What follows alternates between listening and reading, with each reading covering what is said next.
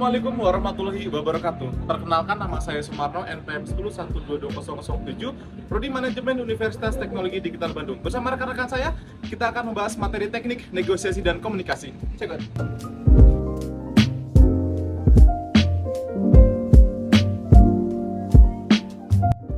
Assalamualaikum warahmatullahi wabarakatuh. Perkenalkan, nama saya Sumarno, NPM 10122007, Prodi Manajemen.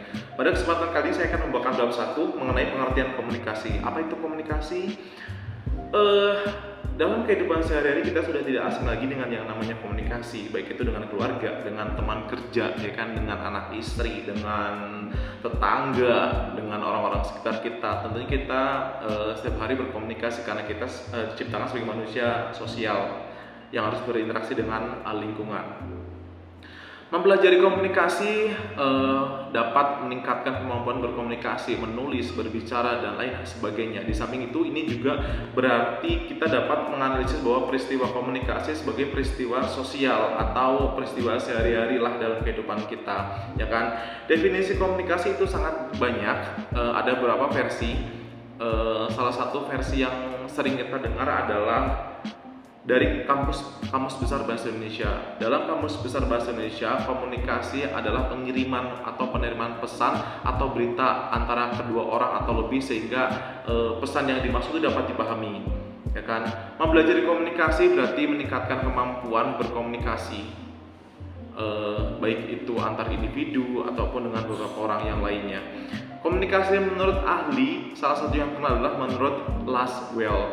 Menurut Laswell ini, komunikasi adalah suatu proses menjelaskan tanpa mengatakan apa dengan saluran apa kepada siapa, to say what in which channel to whom and with what effect. Sementara itu, menurut beberapa ahli yang lainnya mengatakan, contohnya menurut Webster New College Dictionary, komunikasi adalah suatu proses pertukaran informasi di antara individu melalui sistem lambang-lambang, tanda-tanda, atau tingkah laku. Beberapa ahli juga berpendapat, contohnya adalah Bernard Belson dan Gary L. Steiner, komunikasi adalah transmisi informasi, gagasan, emosi, keterampilan, dan sebagainya dengan simbol-simbol, kata-kata, gambar, figur grafik, dan lain sebagainya.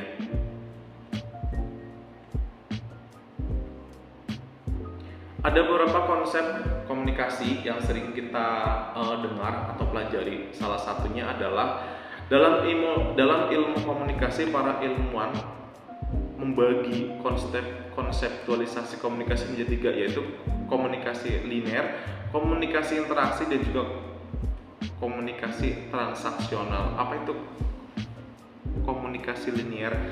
Jadi komunikasi linear atau satu arah mengisyaratkan komunikasi sebagai kegiatan yang secara sengaja dilakukan untuk menyampaikan rangsangan untuk membangkitkan respon orang lain. Contohnya ketika bilang hai, maka orang akan respon hai juga, apa kabar hari ini, gitu. Jadi komunikasi satu arah antara dua orang biar terjalin komunikasi. Misalkan kita ketemu sama teman, hai dari mana? Oh dari warung misalkan, itu namanya komunikasi linear satu arah.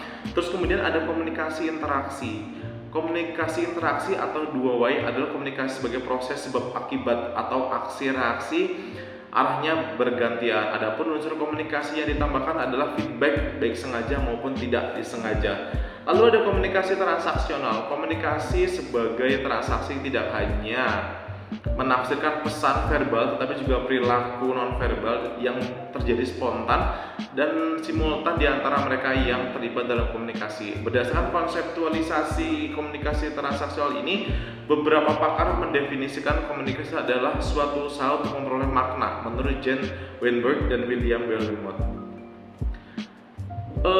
Unsur-unsur atau komponen komunikasi itu ada beberapa. Salah satunya adalah komunikator. Jadi komunikator adalah individu, lembaga, redaktur, kelompok, dan sebagainya yang berlakukan sebagai pihak yang menyampaikan atau mengirim pesan kepada komunikan. Jadi si pengirim pesan lah secara garis besarnya, ya kan. Lalu ada pesan dibagi menjadi 2, yaitu pesan verbal dan juga non verbal. Kalau pesan verbal yakni lisan, tulisan, tapi kalau misalnya pesan non verbal itu berupa isyarat, gambar, simbol. Itu pesan yang dimaksud dengan non verbal. Pesan merupakan seperangkat lambang bermakna yang disampaikan oleh komunikator. Pesan dapat berupa gagasan, ide, keinginan, informasi, curahan hati, gambar, lambang, dan lain sebagainya. Jadi kalau kita bicara komunikasi itu sangat-sangat luas ya, karena kita pribadi dalam kehidupan sehari pasti melakukan komunikasi. Cuman kadang-kadang kita nggak sadar ternyata komunikasi itu punya arti tersendiri yang sangat luas bila kita mau menjabarkan. Luar biasa sekali ilmu komunikasi. Kemudian ada saluran atau channel melalui apa pesan tersebut disampaikan dan dikomunikasikan. Misalkan melalui media, surat kabar, radio, film, itu juga salah satu bentuk penyampaian pesan. Contohnya ketika kita nonton film nih, apa yang dimaksud dari si film ini, misalkan menyampaikan tentang kebaikan, ya kan, menyampaikan tentang sosial, saling tolong-menolong, jadi orang nggak boleh angkuh, misalkan banyak pesan yang disampaikan melalui film. Lalu ada komunikan adalah individu, lembaga, kelompok, masyarakat, dan sebagainya yang berlaku sebagai pihak yang menerima pesan. Jadi penerima pesan ini dinamakan dengan komunikan. Proses komunikasi dibagi menjadi dua, yaitu proses komunikasi secara primer dan juga proses komunikasi secara sekunder. Proses komunikasi secara primer adalah proses penyampaian pesan, informasi, pikiran, gagasan, perasaan, dan lain-lain kepada orang lain dengan menggunakan lambang sebagai media. Contohnya bahasa, ada isyarat, ya kan, ada warna, gambar, dan lain-lain. Proses secara sekunder, proses penyampaian pesan kepada orang lain dengan menggunakan alat atau sarana sebagai media. Kedua, setelah memakai lambang sebagai media pertama. Media kedua seperti surat, telepon, surat kabar, radio, email, film, dan lain-lain. Apa sih fungsi dan tujuan dari komunikasi itu sendiri? Jadi kalau kita lihat secara umum, suatu komunikasi dilakukan untuk menyampaikan informasi, mendidik, menghibur, dan untuk mempengaruhi, to influence. Di samping itu, komunikasi juga bertujuan membuat komunikan menunjukkan perubahan sikap, attitude change, perubahan pendapat, opinion change, dan perubahan perilaku, behavior change, dan yang terakhir adalah perubahan sosial atau social change. Kadangkala kita kurang sadar bahwa komunikasi yang harus kita jaga antara teman, antara rekan kerja, kalau misalkan kita sudah menjalin komunikasi dengan baik, maka kita akan diterima oleh masyarakat dengan baik pula. Misalkan nih, seorang Sumaron suka berinteraksi dengan yang lain, ini orang komunikasinya bagus, ya kan. Kadang-kadang dalam dunia kerja pun komunikasi merupakan bisa dibilang salah satu indikator ketika kita bekerja, komunikasinya baik ya, orangnya ramah gitu. Jadi secara garis besar komunikasi bisa dibilang alat terciptanya suatu hubungan dengan yang alat untuk menciptakan hubungan yang baik antara teman, rekan, saudara, dan sebagainya. Berikut sedikit informasi mengenai komunikasi yang dapat saya sampaikan. Terima kasih.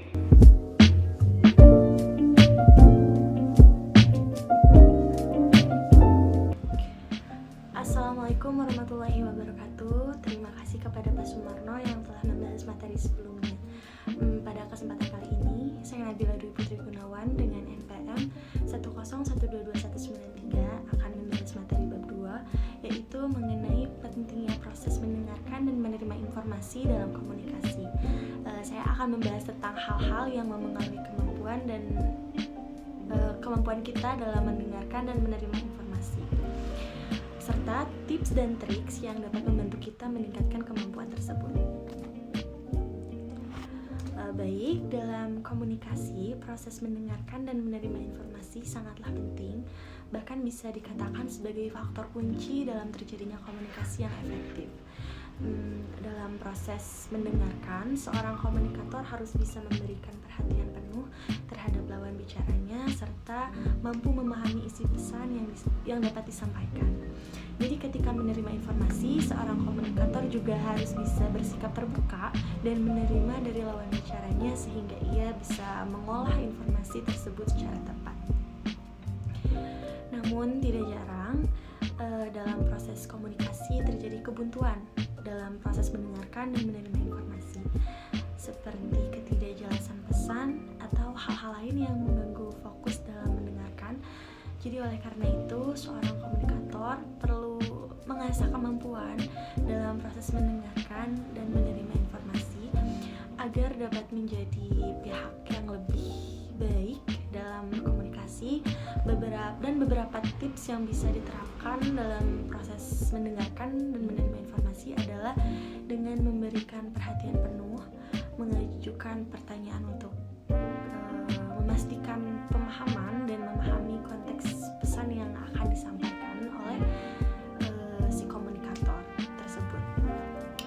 Jadi dalam kesimpulannya, memahami proses mendengarkan dan menerima informasi dalam proses komunikasi adalah hal yang sangat penting.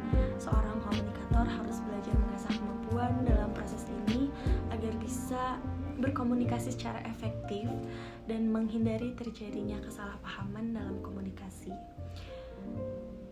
Dalam setiap situasi komunikasi selalu datang dengan pikiran terbuka dan memberikan perhatian penuh terhadap lawan bicara sehingga komunikasi bisa terjalin dengan baik dan hasilnya dapat dicapai dengan yang lebih baik lagi. Mungkin cukup sekian pembahasan saya tentang proses mendengarkan dan menerima informasi dalam komunikasi. Saya harap pembahasan ini telah memberikan wawasan yang baru bagi kalian tentang betapa pentingnya kemampuan kita dalam mendengarkan dan menerima informasi dengan baik. Mohon maaf bila ada kekurangan. Wassalamualaikum warahmatullahi wabarakatuh. Dan untuk materi selanjutnya akan dibahaskan oleh Kang Rizky.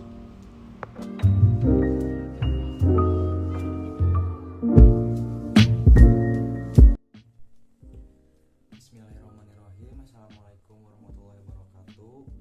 Nama saya Rizky Akromurijal dengan NPM 101222280. Di sini saya akan membahas bab 3 yang berjudul komunikasi efektif. Komunikasi adalah sebuah kemampuan menyampaikan pesan atau gagasan dengan jelas dan berhasil mencapai pemahaman yang baik oleh si penerima pesan. Apa saja poin-poin dalam komunikasi efektif agar si komunikasi itu bisa disebut komunikasi yang efektif? Yaitu adanya tujuan komunikasi. Nah, si tujuan komunikasinya tuh kemana dan untuk apa? Terus ada pemilihan kata agar si pendengar atau lawan bicara kita mudah memahami pesan apa yang kita sampaikan. Terus mendengarkan aktif. Lalu ada juga bahasa tubuh. Nah, gunanya bahasa tubuh untuk sebagai bisa juga untuk mengisyaratkan agar pesannya atau gagasan kita yang sampaikan bisa lebih jelas. Terus pesan yang terstruktur. Baik, kan tadi ada salah satu poin untuk komunikasi yang efektif ya, yaitu pendengar yang baik. Nah, maaf kalau misalkan si lawan bicara kita tidak bisa mendengar dengan baik, apakah bisa disebut komunikasi yang efektif? Bisa selagi dia bisa membaca atau memahami gerak tubuh atau ekspresi kita yang sampaikan. Mungkin sekian dari saya yang bisa saya sampaikan. Mohon maaf apabila ada kekurangan. Wassalamualaikum warahmatullahi wabarakatuh.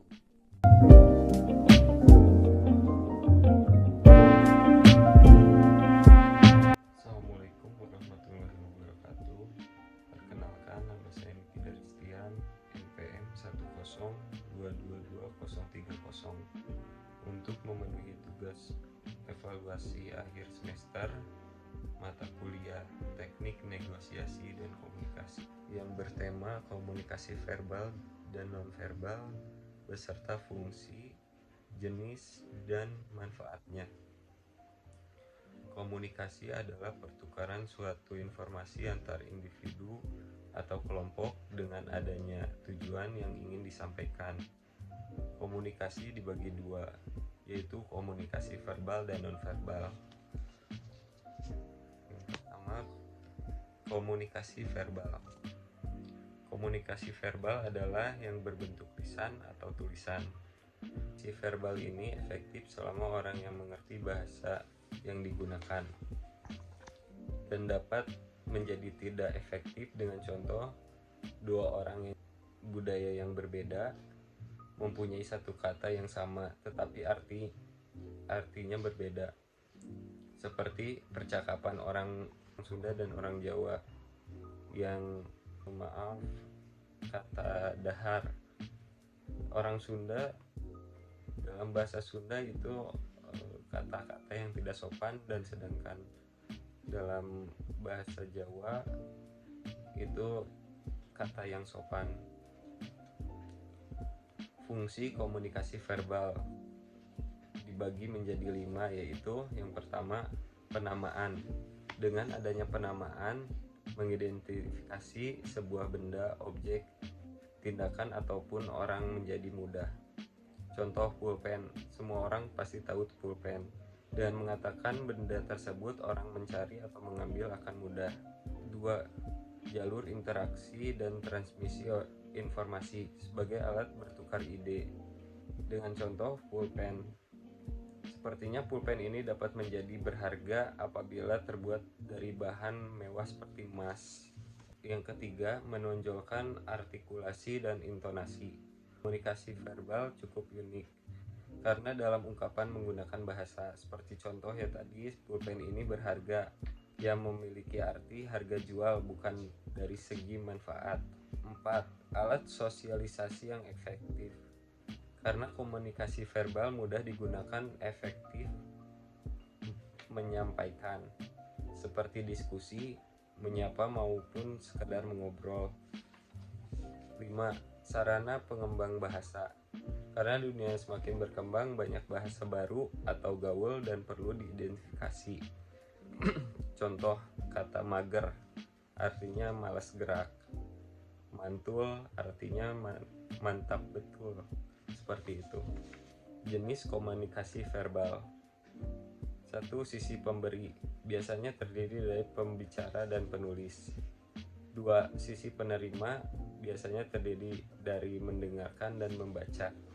Komunikasi nonverbal lebih sering terjadi dalam komunikasi secara langsung atau face to face. Sebab dalam menggunakan media digital, komunikasi nonverbal seringkali tidak mungkin dilakukan. Contoh, ketika sedang chatting, tidak mungkin melihat ekspresi lawan bicara yang dapat menimbulkan kesalahpahaman. Komunikasi nonverbal memiliki fungsi seperti repetisi, yang mana bisa mengulang kembali pesan yang disampaikan secara komunikasi verbal. Jenis komunikasi nonverbal dibagi menjadi 5. 1. Ekspresi wajah, yang paling umum digunakan karena dapat mengetahui pembicara itu sedang marah, sedih, maupun kecewa. Gestur, biasanya gestur digunakan di lingkungan sehari-hari seperti melambaikan tangan, mengangguk, dan dapat menjadi penolong saat komunikasi verbal dilakukan. 3. Komunikasi dengan suara. Jenis ini sangat sering diperhatikan saat mengobrol dengan lawan bicara karena mencerminkan sisi emosional si pembicara tersebut, seperti nada tinggi yang menegaskan sedang marah atau menegaskan pendapat. 4. Prosemik. Jenis komunikasi dari prosemik ini adalah mengacu pada jarak dan tepat saat melakukan interaksi dengan orang lain. Zona publik, zona personal, dan zona intim. Zona publik seperti seseorang yang presentasi di orang banyak. Zona personal terdapat dari 2 orang yang berbicara. Zona intim terdiri dari 2 orang pembicara, hanya pembicaranya lebih ke hal yang pribadi. 5. Artifak merupakan komunikasi nonverbal ditunjukkan dalam suatu benda, objek, atau gambar seperti simbol dilarang parkir, menunjukkan tempat tersebut tidak boleh memparkirkan kendaraan. Manfaat komunikasi nonverbal. 1. Dapat mengetahui sikap secara lebih jelas ketika seorang dapat belajar membaca pesan-pesan nonverbal yang disampaikan oleh orang lain. Dengan contoh, jika seorang sedang kecewa dapat dilihat dari kurang semangatnya dalam beraktivitas. 2. Dapat mengetahui kecurangan atau kejujuran orang lain. Memperhatikan komunikasi nonverbal, seseorang dapat mengetahui kecurangan atau kejujuran karena orang-orang lebih percaya komunikasi nonverbal daripada komunikasi verbal. 3. Dapat mengatur pesan yang sedang disampaikan. Dalam komunikasi nonverbal memberi penekanan khusus dalam mengatur pesan yang ingin disampaikan. Contoh, jika di kelas saat siswa mau bertanya kepada dosen, siswa itu akan mengangkat tangan. Sekian dan terima kasih.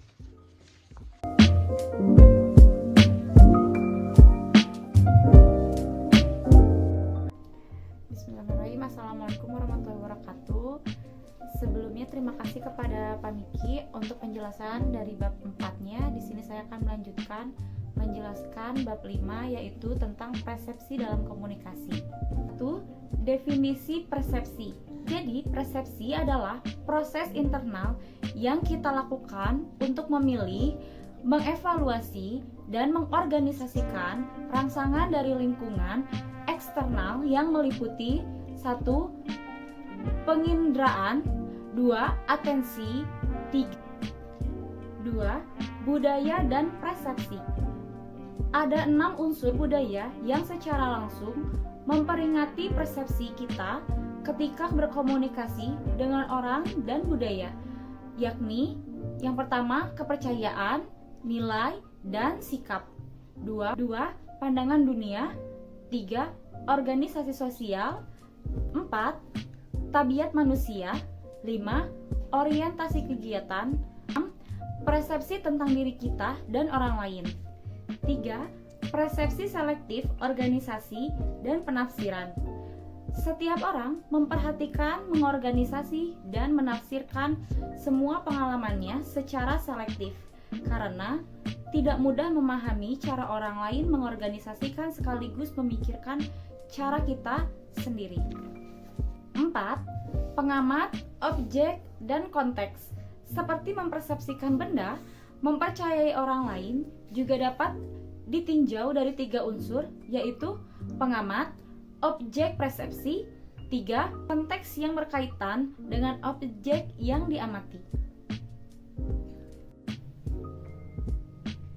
5. Kegagalan atau kekeliruan dalam persepsi. Beberapa bentuk kegagalan persepsi dalam sebagai berikut. Yang pertama, kesalah atribusi, efek halo. 3. Stereotip. 4. Prasangka. 5. Gegar budaya. 6.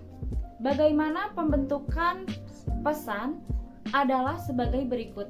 Yang pertama, memperhatikan diri sendiri. 2. Rasa malu.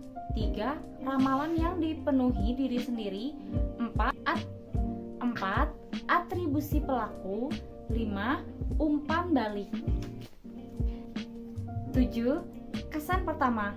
Berbagai kajian menunjukkan sedikitnya 3 generalisasi dan dibuat di antaranya yang ada orang yang lebih mudah menilai dari orang-orang lainnya, mungkin karena mereka lebih terbuka mengenai dirinya sendiri. Kedua, beberapa sifat lebih mudah dinilai daripada beberapa sifat lainnya. Ketiga, kita dapat menilai orang lain lebih baik bila orang tersebut mirip dengan kita. 8. Prinsip-prinsip persepsi ada beberapa faktornya.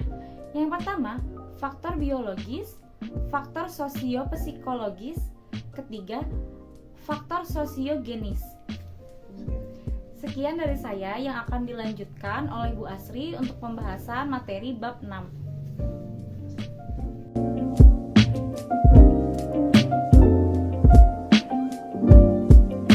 Bismillahirrahmanirrahim. Assalamualaikum warahmatullahi wabarakatuh.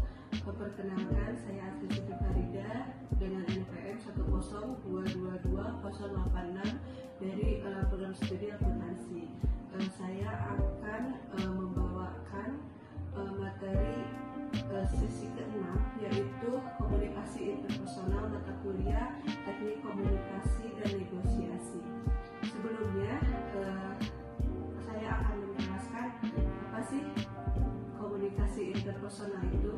Komunikasi interpersonal atau disebut juga dengan komunikasi antar personil atau komunikasi yang melibatkan dua orang atau lebih. Komunikasi yang saling bertukar gagasan, pikiran, dan lain-lain antar sesama personal itu sendiri. Pengertian komunikasi interpersonal menurut Judy J. Pearson dan kawan-kawan pada tahun 2019 yaitu komunikasi interpersonal sebagai proses yang menggunakan pesan-pesan untuk mencapai kesamaan makna antara satu dengan yang lain, yang memungkinkan adanya kesempatan yang sama bagi pembicara dan pendengar. Dari penjelasan di atas dapat disimpulkan bahwa komunikasi interpersonal adalah komunikasi yang dilakukan dalam suatu hubungan interpersonal antara dua orang atau lebih, baik secara verbal maupun non-verbal, dengan tujuan untuk mencapai kesamaan makna. Adapun elemen-elemen dalam komunikasi interpersonal, yang pertama sumber dan penerima, yang kedua pesan atau merupakan sinyal yang dipandang sebagai suatu stimulan atau rangsangan bagi penerima pesan. Yang ketiga, encoding atau decoding. Yang dimaksud dengan encoding adalah tindakan memproduksi pesan seperti menulis dan berbicara. Sementara encoding adalah tindakan memahami pesan tersebut. Yang keempat adalah media atau channel. Yang dimaksud dengan channel tersendiri adalah media yang digunakan untuk menyampaikan pesan itu sendiri. Dan sifat dari komunikasi interpersonal yaitu menurut Joseph A. De Vito pada tahun 2013, diantaranya yaitu sifat komunikasi interpersonal. Yang pertama, komunikasi interpersonal adalah komunikasi yang melibatkan dua individu atau lebih yang masing-masing saling ketergantungan. Yang kedua, komunikasi interpersonal adalah komunikasi yang terjadi secara inherent atau bersifat relasional. Selanjutnya, komunikasi interpersonal berada pada sebuah rangkaian atau kesatuan. Selanjutnya, komunikasi interpersonal yaitu komunikasi yang melibatkan pesan verbal maupun non-verbal. Komunikasi interpersonal berlangsung dalam berbagai bentuk. Komunikasi interpersonal pun melibatkan berbagai pilihan. Di dalam komunikasi interpersonal ada 4 prinsip yang digunakan. Menurut Joseph A. De Vito pula pada tahun 2013, prinsip komunikasi interpersonal adalah sebagai berikut. Komunikasi interpersonal adalah suatu proses transaksional. Komunikasi interpersonal memiliki tujuan. Komunikasi interpersonal adalah ambigu atau mempunyai banyak arti. Komunikasi interpersonal pun dapat berbentuk simetris atau komplementer. Komunikasi interpersonal merujuk pada isi dan hubungan di antara partisipan itu sendiri. Komunikasi interpersonal adalah dapat diberi tanda atau didandai karena setiap orang memisahkan bagian-bagian komunikasi ke dalam stimulus atau rangsangan dan respon terhadap perspektif dasar yang dimiliki oleh masing-masing partisipan. Komunikasi interpersonal tidak dapat dihindari, tidak dapat diulang dan tidak dapat diubah. Teori-teori dalam komunikasi interpersonal, sebenarnya ada beberapa teori yang kita akan bahas adalah yang pertama teori konstruktivisme atau kerangka kerja teoritis yang berupaya untuk menjelaskan mengapa individu berkomunikasi dengan cara yang mereka lakukan dan mengapa beberapa komunikator lebih sukses dibandingkan yang lainnya. Konstruktivisme dikenalkan oleh Gilles Delia. Yang kedua yaitu simbolik interaksionisme atau interaksionisme simbolik atau teori interaksi simbolik, sebuah perspektif sosiologi yang berpengaruh oleh banyak ahli teori yaitu George Herbert Smith dan Herbert Blumer. Interaksionalisme simbolik pada dasarnya menggambarkan bagaimana mereka menciptakan, menyaksikan dirinya sendiri, serta bagaimana ketika berinteraksi dengan orang lain atau simbol-simbol untuk membentuk masyarakat. Yang ketiga, attribution theory, sebuah kerangka kerja yang memahami bagaimana masing-masing individu menginterpretasikan perilaku mereka sendiri dan perilaku orang lain. Menurut Rich Heider, manusia termotivasi untuk memahami perilaku dan menjelaskan pola perilaku. Hubungan interpersonal. Adapun hubungan interpersonal dapat diartikan sebagai asosiasi antara paling tidak dua orang yang saling bergantung yang menggunakan beberapa pola interaksi secara konsisten. Dan siapa yang menjadi pasangan interaksi dalam sebuah periode waktu, hubungan interpersonal merupakan paling penting dan dalam komunikasi interpersonal yang efektif. Tahapan komunikasi interpersonal yang pertama kontak, keterlibatan, keakraban, kemunduran, perbaikan, dan yang terakhir putusnya hubungan. Adapun manfaat mempelajari komunikasi interpersonal, yang pertama dapat mendatangkan manfaat intelektual termasuk di dalamnya pemahaman yang mendalam terhadap diri dan orang lain serta interpersonal lainnya. Yang kedua dapat memberikan manfaat praktis termasuk di dalamnya pribadi, sosial, atau hubungan profesional. Ketiga, komunikasi interpersonal dapat penting bagi kita secara fisik. Mereka yang memiliki hubungan interpersonal yang baik lebih sehat secara mental dan fisik. Komunikasi interpersonal membantu kita memenuhi kebutuhan sosial kita. Dengan memahami komunikasi interpersonal akan memberikan pandangan terhadap bagaimana suatu hubungan dan menjadi lebih sukses dan memuaskan. Yang terakhir, komunikasi interpersonal dapat membuat kita berpikir bahwa kita berkomunikasi dalam suatu hubungan dan menyadari bahwa secara aktual berkomunikasi dalam suatu hubungan adalah sangat berbeda. Demikian penjelasan dari saya, semoga bermanfaat. Assalamualaikum warahmatullahi wabarakatuh.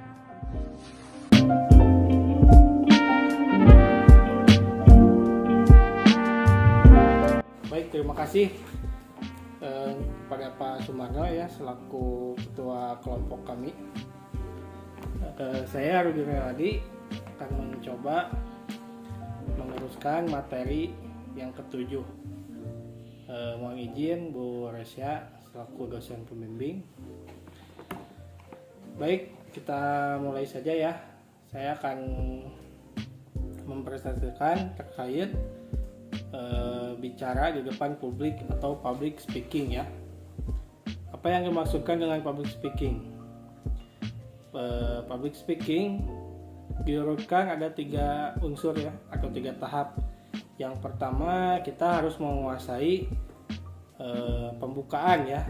Pembukaan yaitu dimaksudkan untuk membuka atau membuka acara atau opening ya. Ketika kita berbicara mengenai public speaking ya. Teknik keterampilan berbicara di depan umum itu banyak sekali ya. Nah, salah satunya adalah kita harus mencoba memerlukan latihan ya, latihan yang matang gitu, seperti yang tertera pada yang terlihat pada gambar PowerPoint yang saya buat ini. Yang pertama memerlukan latihan yang matang ya, baik untuk peserta ataupun narasumber ya. Juga harus sangat bisa membaca ya, harus bisa sangat menguasai terkait materi apa yang harus disampaikan. Kemudian percaya diri dan juga menguasai isi materi yang akan disampaikan. Yang dimaksud dengan percaya diri itu ini sangat penting sekali ya, karena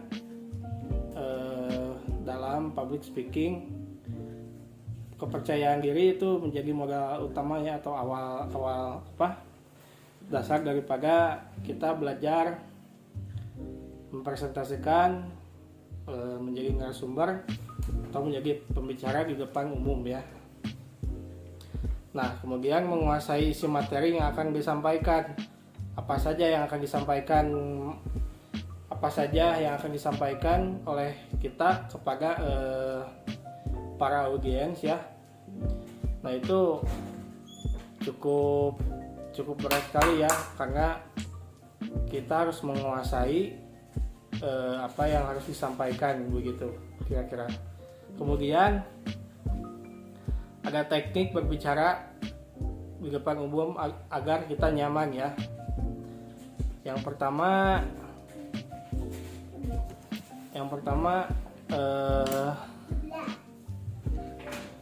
kita harus positive thinking ya. Positive thinking, kemudian change your thinking. Jadi harus merubah pikiran yang tadinya gemetar menjadi positif begitu. Kemudian enjoy apa yang dipresentasikan oleh kita.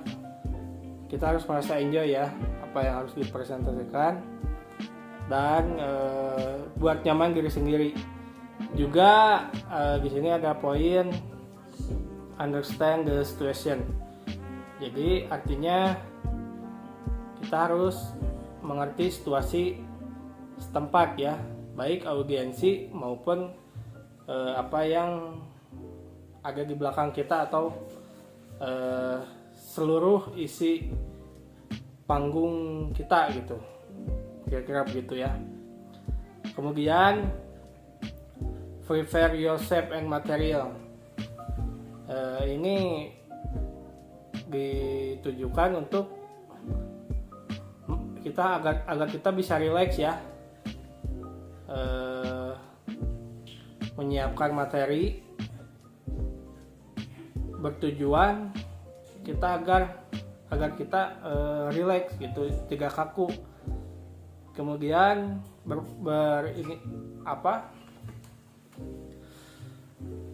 berpenampilan lah seperti out of the box, dan anggaplah panggung ini milik Anda saat kita berpidato ya. Seperti gambar Twitter yang saya buat ini. Anggap saja berpidato itu adalah bermain Twitter begitu. Kemudian rencanakan semua yang Anda dapat. Rencanakan agar berbicara agar tinggal memuaskan pikiran pada apa yang Anda katakan. Dalam hal ini perencanaan semuanya yang direncanakan itu harus terstruktur ya, dari mulai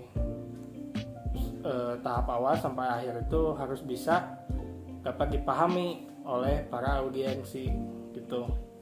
Dan juga yang paling penting merencanakan pakaian ya, atau plan style in my life, karena pakaian atau style kita tergantung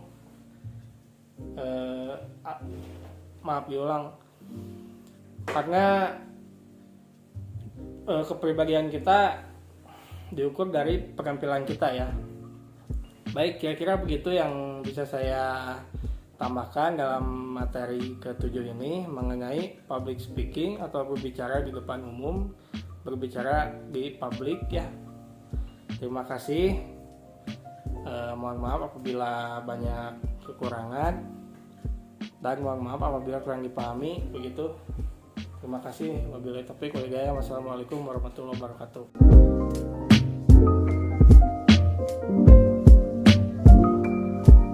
Assalamualaikum warahmatullahi wabarakatuh. Sebelumnya terima kasih kepada Bapak Rudi yang sudah menyampaikan materi sebelumnya. Untuk materi selanjutnya akan saya sampaikan sendiri, yaitu mengenai teknik debat dalam komunikasi. Jadi ya, kadang dalam kehidupan sehari-hari itu kita tidak bisa terlepas dari yang namanya debat, baik di lingkungan sekitar, kerjaan, sekolah, ataupun lain-lain. Tapi apa sih pengertian dari debat itu sendiri? Jadi menurut beberapa para ahli, salah satunya adalah Henry Guntur Tariga, debat adalah suatu kegiatan saling beradu argumen antar pribadi atau antar kelompok manusia untuk menentukan baik dan tidaknya suatu usulan tertentu yang didukung oleh suatu pendukung yang disangkal oleh penyangkal. Dan untuk pembahasan kali ini, saya akan menyampaikan 3 topik yang berkaitan dengan debat dalam komunikasi. Jadi yang pertama adalah metode debat dalam kehidupan sehari-hari. Jadi metode ini biasa digunakan untuk perdebatan dalam kehidupan sekitar kita. Jadi untuk metode debat dalam kehidupan sehari-hari itu ada beberapa poin yang akan saya sampaikan. Jadi yang pertama adalah mulailah sebuah perdebatan dengan mengajukan pertanyaan. Lalu yang kedua adalah pahami posisi lawan Anda. Lalu yang ketiga, awali sanggahan Anda. Yang keempat, berikan sanggahan atas pendapat orang lain. Poin yang kelima adalah tanggapan semua bantahan lawan debat Anda. Lalu yang keenam, periksa kesesatan berpikir. Poin yang ketujuh adalah tetap santai. Yang kedelapan, jangan mengulangi terus pendapat yang sama. Dan yang terakhir adalah akhiri perdebatan dengan bersahabat. Lalu lanjut ke topik yang kedua ya, yaitu berdebat dalam acara formal. Ada 7 poin juga dalam metode ini. Yang pertama adalah patuhi semua peraturan dalam standar profesional. Lalu yang kedua, bersiaplah untuk menerima topik. Yang ketiga adalah definisikan topik dengan sederhana jika diperlukan. Yang keempat, tulis pidato Anda pada waktu yang ditentukan. Lalu yang kelima, siapkan argumen pendukung. Selanjutnya, poin yang keenam, pilih apa yang ingin Anda sertakan secara hati-hati.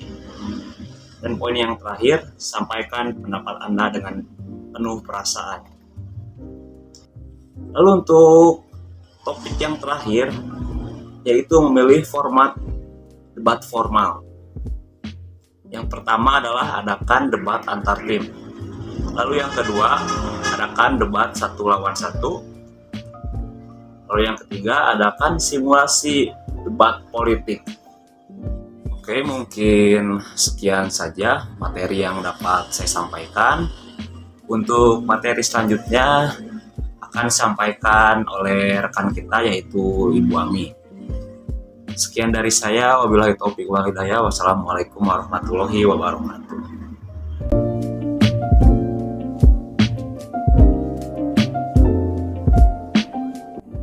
Bismillahirrahmanirrahim. Assalamualaikum warahmatullahi wabarakatuh. Terima kasih kepada Kang Ilham yang telah memaparkan materi sebelumnya. Pada kesempatan kali ini saya Miratna Muntiara Sudrajat dengan NPM 1012291 akan memaparkan materi bab 9, yaitu win-win solution. Seperti yang kita ketahui, win-win solution erat kaitannya dengan bentuk kerjasama. Bagaimanapun bentuk kerjasamanya tentu saja akan selalu beriringan dengan kegiatan negosiasi. Negosiasi merupakan suatu proses saat dua belah pihak mencapai perjanjian yang dapat memenuhi kepuasan semua pihak yang berkepentingan dengan elemen-elemen kerjasama dan kompetisi, termasuk di dalamnya tindakan yang dilakukan ketika berkomunikasi, kerjasama, atau mempengaruhi orang lain dengan tujuan tertentu, salah satunya dengan win-win solution. Win-win solution adalah kerangka pikir dan hati yang selalu berusaha memperoleh keuntungan bersama dalam setiap interaksi manusia. Win-win solution berarti penyelesaian yang menguntungkan dan memuaskan semua pihak. Dengan pemecahan win-win solution, semua pihak merasa terpuaskan dengan keputusannya. Para ahli berbeda pendapat dalam menafsirkan definisi win-win solution. Mayoritas menganggap bahwa teknik ini termasuk dalam kerangka berpikir yang selalu berusaha memperoleh keuntungan bersama dalam setiap interaksi manusia. Win-win solution menjadi strategi yang dapat menyelesaikan masalah dengan keputusan yang menguntungkan semua pihak. Penyelesaian negosiasi dengan prinsip ini lebih mengutamakan kesepakatan di antara para pihak, dan keputusan yang diambil dalam proses negosiasi win-win solution ini sama-sama dikehendaki oleh kedua pihak. Dengan menggunakan teknik ini, resiko perselisihan antar pihak itu dapat terhindarkan. BATNA atau Best Alternative to a Negotiated Agreement adalah istilah yang dipakai dalam negosiasi sebagai alternatif agar negosiasi tercapai sepakat namun tidak ada yang dirugikan.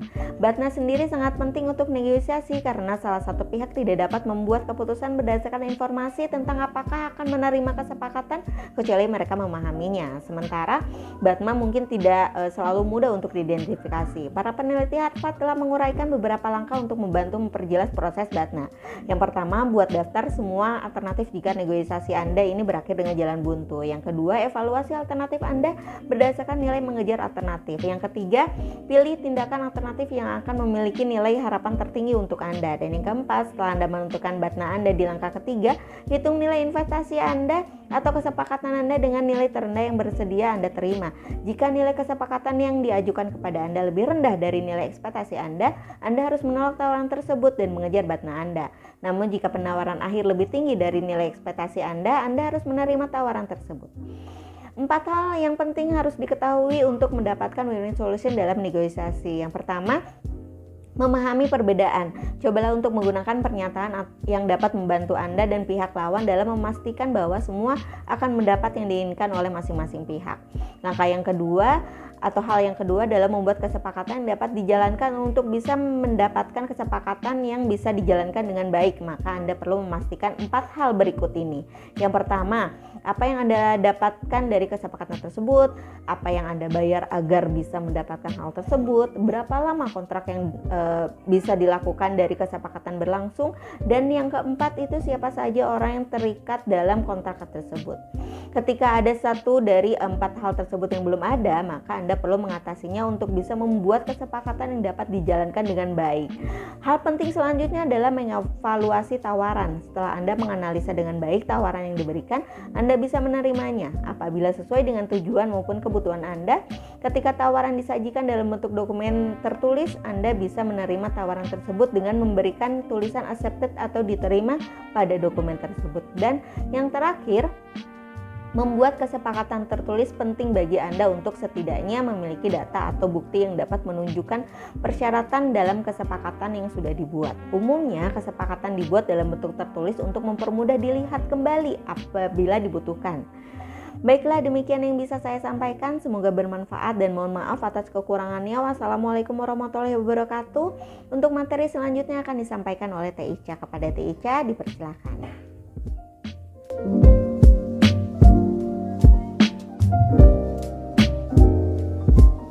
Halo, saya Ica Putri Adistiani. Di sini saya ingin menjelaskan tentang bab 10, yaitu tentang etika dan pentingnya etika dalam bernegosiasi. Baik, sebelumnya kita harus mengetahui dulu tentang definisi etika. Apa sih etika itu? Jadi di sini etika itu digunakan untuk menentukan apa yang benar dan apa yang salah dalam keadaan situasi tertentu atau sebuah proses untuk menetapkan standar-standar taktik ataupun strategi untuk melakukan serangkaian tindakan yang akan menghasilkan value besar untuk diri kita sendiri dalam sebuah teknik negosiasi. Nah, adapun untuk perilaku etika yang sering muncul dalam bernegosiasi itu ada 3.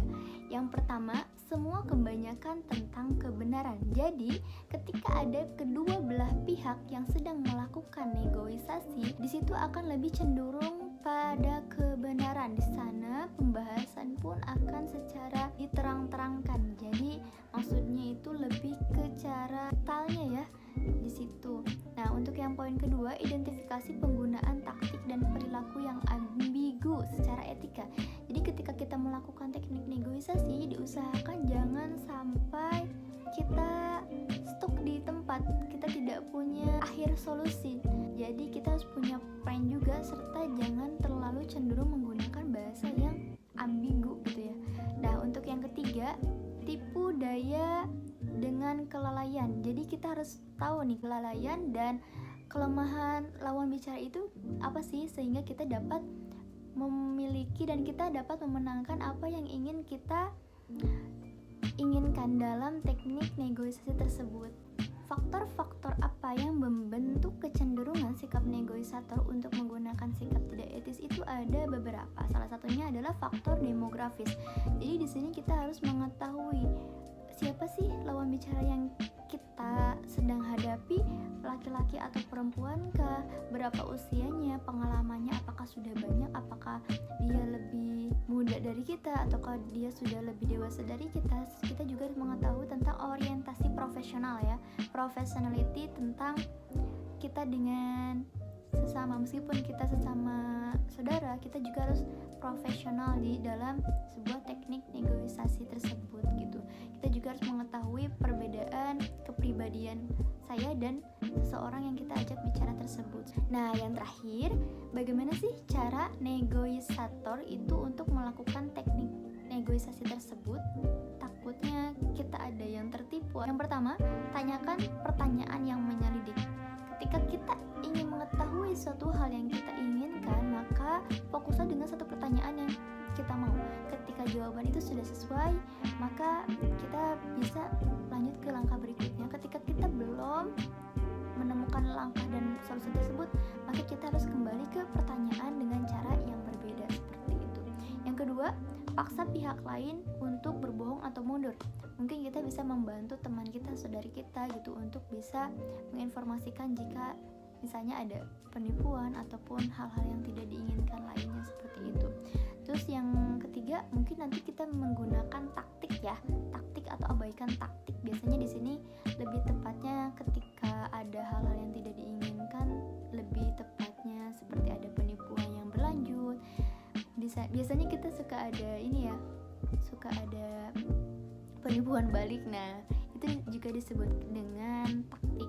Terus setelah itu kita didiskusikan kembali. Yang keempat, diskusikan kembali apa yang sedang dibahas tersebut, ditanggapi, dan akhirnya nanti kita dapat menemukan pihak-pihak dan jawaban-jawaban apa yang telah mereka sampaikan, seperti itu. Nah, jadi mungkin sekian yang bisa saya sampaikan.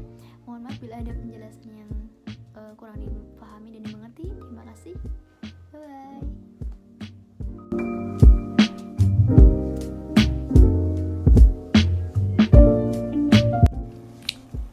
Bismillahirrahmanirrahim. Assalamualaikum warahmatullahi wabarakatuh. Saya Prasa Darmawan dengan NPM 10222081. Saya dari kelompok 1 akan menjelaskan tentang negosiasi. Jadi negosiasi itu apa sih? Nah, negosiasi adalah proses pertukaran atau kepentingan antara dua pihak atau lebih, di mana masing-masing pihak berupaya untuk menyepakati suatu tingkatan tertentu sesuai dengan kepentingan masing-masing. Negosiasi juga memiliki potensi konflik mulai dari awal sampai akhir pembicaraan. Negosiasi juga sebaiknya dimulai dengan hal-hal yang umum yang pasti disepakati oleh kedua belah pihak atau common ground. Nah, di sini ada gambaran umum proses negosiasi. Yang pertama, tidak ada aturan prosedur yang baku. Terus, tiap pihak memperjuangkan kepentingannya masing-masing. Yang ketiga, melibatkan proses pembicaraan, mendengarkan, dan pengamatan. Terus, ada tujuannya adalah untuk mencapai kesepakatan yang dapat diterima oleh kedua belah pihak. Yang terakhir, relatif tidak berstruktur. Nah, di sini yang selanjutnya itu perlu tidaknya bernegosiasi. Negosiasi diperlukan manakala pertama, tidak ada pilihan yang lebih baik untuk menyelesaikan masalah yang dihadapi atau mendapatkan sesuatu yang diinginkan. Yang kedua, tidak memiliki kewenangan untuk memaksakan hasil yang diinginkan. Yang ketiga, terjadi konflik di mana masing-masing pihak tidak mempunyai cukup kewenangan atau terbatas untuk menyelesaikan masalahnya secara sepihak. Gitu. Baik, yang selanjutnya yaitu perlu tidaknya bernegosiasi. Negosiasi tidak diperlukan manakala salah satu atau kedua belah pihak berniat untuk merugikan atau menghancurkan pihak lain. Yang kedua, persetujuan atau kesepakatan bukanlah tujuan yang ingin dicapai oleh pihak-pihak. Yang ketiga, negosiator dari salah satu pihak tidak representatif atau mempunyai kewenangan yang terbatas atau tidak memiliki sama sekali untuk mewakili kelompoknya dalam bernegosiasi. Nah, ini ada 4 langkah dasar dalam bernegosiasi. Yang pertama, hindari atau meminimalisir penggunaan kata tidak dari pihak lain selama proses negosiasi. Yang kedua, gunakan berbagai perspektif. Perkenalkan gagasan atau ide Anda sebaik mungkin dengan banyak cara, termasuk fitur-fiturnya. Yang ketiga, upayakan suasana terus-menerus yang mengarah pada pemecahan masalah bersama. Keempat, kepung pihak lain dengan data dan fakta yang akurat. Nah, yang selanjutnya yaitu ada persiapan negosiasi. Yang pertama nih, ada melakukan pengukuran diri, melakukan pengukuran terhadap pihak lain, melakukan pengukuran terhadap situasi. Nah, yang pertama yaitu mungkin yang perlu disiapkan adalah sasaran yang ingin dicapai, terus strategi yang akan digunakan yang untuk mengarahkan jalannya negosiasi, terus taktik juga yang akan digunakan selama negosiasi. Yang selanjutnya, sebelum kita nanti akan memulai negosiasi, kita juga perlu perkirakan anggota tim dari pihak lain masing-masing peranannya, mengidentifikasi siapa pembuat keputusan utama, terus menentukan pihak lain dalam bernegosiasi dan posisi. Yang selanjutnya ada pengukuran diri terhadap situasi. Yang pertama, perkiraan lamanya negosiasi, perkiraan aspek-aspek yang mungkin berkembang. Nah, yang selanjutnya sebelum memulai negosiasi ada beberapa sikap yang perlu kita kembangkan, yaitu pelihasaan atau menyenangkan, asertif, tegas atau tidak pelin-pelan. Yang ketiga ada firm, teguh dalam pendirian. Yang selanjutnya, jangan bernegosiasi jika tidak memiliki kekuatan untuk bernegosiasi, jika tidak memiliki sesuatu untuk dinegosiasikan, terus jika tidak mempersiapkan dengan baik. Nah, kita juga harus mempengaruhi pendapat orang lain. Nah, yang pertama nih, ada berikan rasa hormat Anda dan tim kepada pihak lain dengan pujian yang tulus. Berbicara tentang kesalahan-kesalahan sendiri sebelum mengecam orang lain. Terus jika menunjukkan kesalahan-kesalahan orang, lakukanlah dengan cara yang tidak langsung. Mungkin cukup sekian yang bisa saya sampaikan. Terima kasih. Mohon maaf bila banyak kesalahan. Wassalamualaikum warahmatullahi wabarakatuh. Demikian materi yang dapat kelompok kami sampaikan. Mohon maaf apabila banyak kekurangan. Semoga bermanfaat bagi kita semua. Wabillahi taufiq wal hidayah. Wassalamualaikum warahmatullahi wabarakatuh.